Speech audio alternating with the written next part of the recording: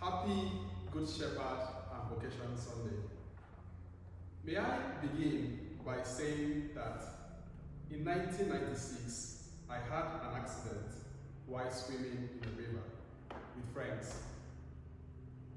I had ignored my dad's repeated warning about the dangers. I remember diving and hitting my head on a rock. I recall the pain and the sharp pain and blood that flowed. The scar remains with me even till this day. A quiet but constant reminder, if only I had listened. This experience points to a deep spiritual truth found in today's reading, the importance of listening to the right voice. In the first reading, Peter, filled with the Holy Spirit, raised his voice and proclaimed the risen Christ. His words penetrated the hearts of his listeners. They were cut to heart, and many were converted and baptized. Their conversion began with attentive listening. In this Easter season, the same Christ, the church celebrates the same Christ who continues to speak to us in the word proclaimed and in the sacraments. However, 1 Peter reminds us that we, like sheep, can go astray. Human life is often marked by distraction, self-reliance, and the failure to listen, much like my experience at the local river. Still, Christ, the Good Shepherd, continues to speak to us day in, day out. Consequently, Jesus declares in the Gospel that he is both the gate and the Good Shepherd. He calls the sheep by name, they recognize his voice, and they follow him.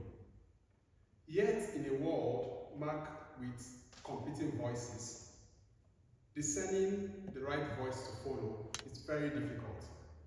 A helpful tip is for us to look at people's way of life and their actions.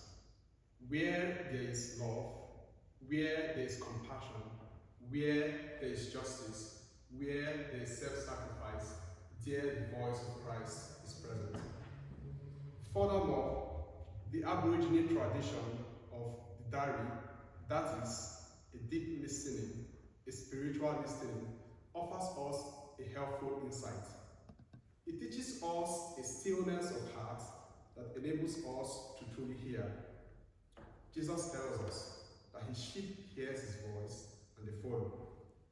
Perhaps we too are invited not only to hear, but to enter deeply into listening. To listen with patience, to listen with humility, to listen with openness. Such listening can lead us towards reconciliation and an authentic Christian witness in Australia. So, in this Easter season, the risen Christ continues to speak to us. He speaks to us in the scriptures. He speaks to us in the Holy Eucharist. He speaks to us in the voices of those in need. If we listen attentively, we will not only avoid further scars in our world and in our community, but will become transformed in love. May we recognize the voice of the Good Shepherd. May we follow where he leads. May we share in the promises he gives. May the church be blessed with good pastors and an increase in vocation. Oh, that today you will listen to his voice. Harden not your heart. Peace be with you.